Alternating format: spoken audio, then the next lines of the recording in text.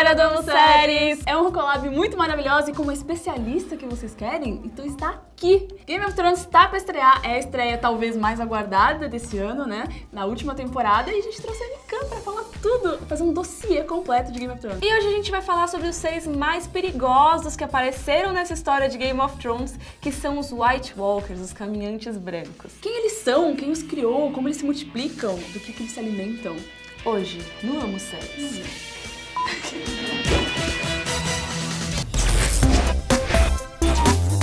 Antes da gente começar esse dossiê, se inscreve no canal agora, ativa o sininho pra você não perder nenhum vídeo desse dossiê maravilhoso de Game of Thrones. Vai ter muita coisa, vai ser super legal, não perde. O público sabe desde o início que essas criaturas existem na série, só que os personagens que vivem a história acham que é só uma lenda, uma historinha pra boi dormir. Né, antes mesmo dos créditos aparecerem, é realmente com os caminhantes brancos aparecendo, mostrando pro público que eles são uma ameaça real. Só que desde o começo ali da série, a galera acha que é uma lenda, que é aquela coisa, sabe, quem conta um conto aumenta um ponto? Então assim, isso é muito antigo, provavelmente foi só um inverno que foi meio tenso, e as pessoas ficaram falando que tinha monstros e tudo mais.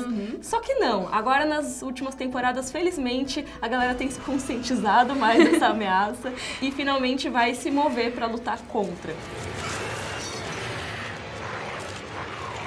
Existem essas lendas antigas de Westeros que falam sobre um período chamado A Longa Noite, que foi quando os homens travaram uma batalha contra os White Walkers, né? Seria um inverno tenebroso. A gente nunca sabe se eles trazem o frio ou se o frio traz eles, né? Sempre tem essa conversa nos livros. E realmente, nesse inverno, as pessoas foram quase dizimadas e finalmente conseguiram derrotar os caminhantes brancos, os White Walkers, e a humanidade prevaleceu. E a única evidência que isso tenha acontecido é só um detalhezinho muito pequeno, de quase 200 metros de altura e 500 quilômetros de extensão, toda feita de gelo, que é a muralha. Welcome.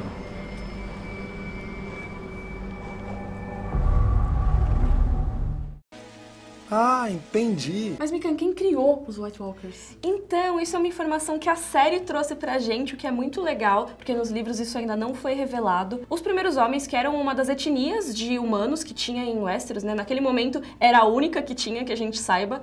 Eles chegaram ali a Westeros, mas já existia um povo que vivia lá, que eram os Filhos da Floresta. Eles são bem diferentes dos humanos, eles são menorzinhos e tudo mais. E eles viviam em comunhão com a natureza. Eles rezavam para aquelas árvores que têm o rosto esculpido, sabe? Que a gente vê na série, que são as árvores coração. Inclusive, eles mesmos que esculpiam os rostos lá. E o que aconteceu foi que os primeiros homens chegaram e começaram a cortar essas árvores. Então, eles entraram em guerra e os primeiros homens eram muito mais fortes do que os Filhos da Floresta. Eles tinham armas mais avançadas e tudo mais. E aí, os Filhos da Floresta acabam, numa atitude de desespero, criando o primeiro White Walker. Na sexta temporada, a gente vê numa visão do Bran, um Filho da Floresta, sacrificando um desses humanos com vidro de dragão. E essa criatura se torna o que a gente veio a conhecer depois como o Rei da Noite. Sim, é o mesmo ator. Eu lembro que na época que apareceu a cena, as pessoas, ai, nossa, é o mesmo ator que faz o Rei da Noite, que não sei o que lá. E aí, altas teorias, e realmente é pra aparecer isso na série. Foi fã, né? Tá, mas aí fica a nossa questão, como que eles se multiplicam? Surgiu aquele primeiro, mas agora tem um monte, como faz? Bom, depende, porque existem 2 tipos de criaturas. Tem os White Walkers e tem as criaturas, ou os zumbis, exército, como você quiser chamar. E os White Walkers são criados pelos Filhos da Floresta, eles têm essa aparência de gelo e eles se multiplicam pelo toque. Mas existe esse personagem, tanto na série como nos livros, que se chama Craster, que vocês devem lembrar que é aquele nojento que ficava casando com as próprias filhas e depois casava com as filhas das filhas e era terrível. O que acontecia é que se nascia filha mulher, ele casava no futuro. Mas se nascia filho homem, ele sacrificava esses filhos, ele deixava na floresta. E a gente viu ali, o Jon Snow presenciou que no meio da noite vinha alguém pegar esse bebê.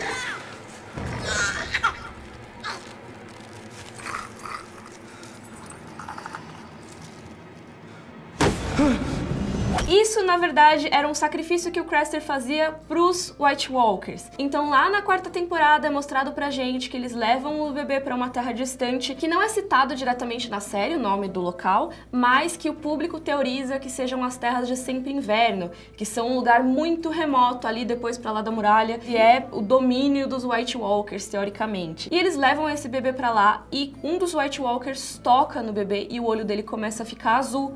Então seria uma transformação de um bebê bebê humano comum em um White Walker. É uma cena assustadora. É bem tenso.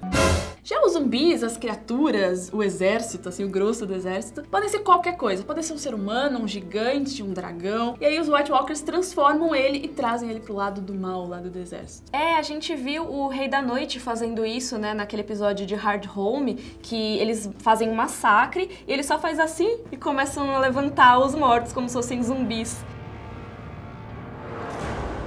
E aí se chamam, né, whites, né, mas eu chamo de zumbizão mesmo. Zumbis. E assim, é muito fácil, né, porque todo dia morre um monte de gente de Game of Thrones, é muito fácil ter esse exército. Exatamente. Bom, a gente já viu que eles são super perigosos, então como é que a gente faz pra matar os White Walkers? Existem algumas formas conhecidas aí de você matar um White Walker, até porque eles são mais difíceis de matar do que os zumbis mesmo. O mais conhecido e mais usado até agora na série foi o aço valeriano, aquele aço que é super especial, que é uma técnica que já foi perdida na história, porque era lá de Valíria, que é um lugar que já foi destruído e tudo mais. E existem pouquíssimas lâminas de aço valeriano ainda espalhadas por Westeros. Mas como é um material muito caro, algumas famílias nobres tinham as suas próprias espadas, que eram passadas de pai para filho, e tem algumas delas que a gente conhece na série. Por exemplo, a Gelo, aquela espada gigante do Ned Stark, ela foi reforjada pelos Lannisters e ela se transformou em duas. Uma é o Lamento da Viúva, que tá em poder dos Lannisters, e a outra é a Cumpridora de Promessas, que tá com a Brienne. E outra espada que a gente viu ser mostrada na série nos últimos tempos foi a Veneno de Coração, que é a espada da família Tarly. Ela pertencia ao Lord Randyll Tarly, mas a gente viu que o Sam ficou meio bravo com o pai e levou a espada embora simplesmente. Melhor pessoa.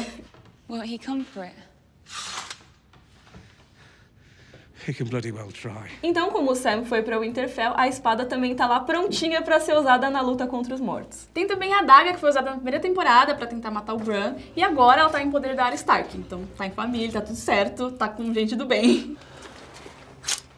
Who taught you how to do that? Importante lembrar também da Garra Longa, que é uma das espadas mais conhecidas de aço valeriano em Game of Thrones. E ela é usada pelo Jon Snow, mas anteriormente ela pertencia à família Mormont. This is Valyrian steel. Ela era pra ser usada pelo Jorah, só que quando ele foi embora ele deixou pra trás. Quem usava mesmo era o Jeor Mormont, que vocês devem lembrar como o Velho Urso, Lorde Comandante da Patrulha da Noite. It's my father's sword. His father before him. The Mormons have carried it for 5 centuries. Que deu a espada de presente pro Jon Snow depois que ele salvou a vida dele. Outra arma também que dá pra ser usada pra matar os White Walkers é a obsidiana, ou vidro de dragão, e a gente descobre muito sem querer, porque o Sam acaba atacando um White Walker e ele mata um White Walker no susto. Essa cena é muito boa, a cara dele de assustado é incrível.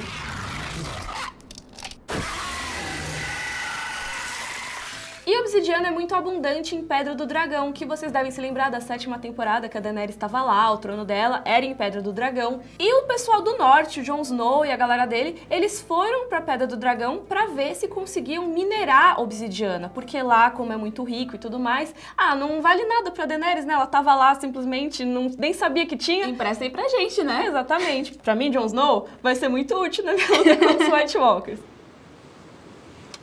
Agora, entre as armas pra matar as criaturas, os zumbis, a gente tem o fogo, né? Sim, isso foi mostrado logo na primeira temporada, que é quando o pessoal leva alguns mortos da Patrulha da Noite que eles encontraram pra lá da muralha, eles pegam os corpos e levam pra ser estudados e depois talvez enterrados e tudo mais. E aí no meio da noite, um desses cadáveres se levanta como se fosse um morto muito louco e vai tentar matar o Velho Urso, né, o comandante da Patrulha da Noite. Jon Snow salva o Velho Urso, salva a vida dele, tacando fogo nesse cadáver. Também no susto, assim, vamos ver o que acontece e deu certo. Aí taca fogo, funcionou. Olha que maravilha. Show. E também tem um jeito de matar essas criaturas zumbis, que é matando o White Walker específico que transformou essas criaturas todas. Sim, isso é uma coisa que a gente vê pela primeira vez na série, mas é bastante interessante. É tipo vampiro, né? Tem algumas histórias de vampiro que se você mata o que originou os outros, mata todo mundo.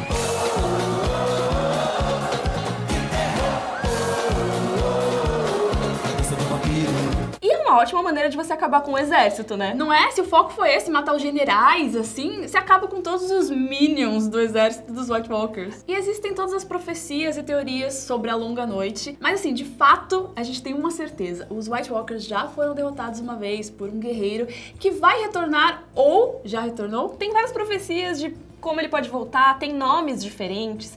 Tem culturas que falam que é o Azor Ahai, tem culturas que falam que é o príncipe que foi prometido. Talvez seja a mesma coisa, talvez sejam pessoas diferentes, porque profecia é isso mesmo, é confuso. Até as pessoas que lidam com profecias, às vezes, fazem besteira. Por exemplo, a Melisandre jurava de pé junto que o Azor Ahai, o príncipe que foi prometido, era o Stannis. Que erro. Coitado, morreu acreditando nisso. A própria Melisandre ficou, caramba, agora é mesmo, é o Jon Snow, não era o Stannis. Que coisa. E tem pessoas que também acham que pode ser a Daenerys. Até temporada passada teve um negócio sobre tradução, que, não, o príncipe que foi prometido pode ser uma princesa, dependendo, porque a língua original não tem gênero, então será que não é uma princesa que foi prometida? Aí poderia ser a Daenerys. That's very good to hear. Mas fato é que tanto o Jon como a Daenerys têm muito a ver com essa história e eles podem estar envolvidos nesse final aí. Aliás, pensando nisso, seguindo essa linha, Gelo e Fogo, os dois juntos. We are going to destroy the Night King and his army. We'll do it together. Eu acho que esse pode ser o nosso próximo tema desse dossiê de Game of Thrones. O que você acha? Bora, vamos fazer.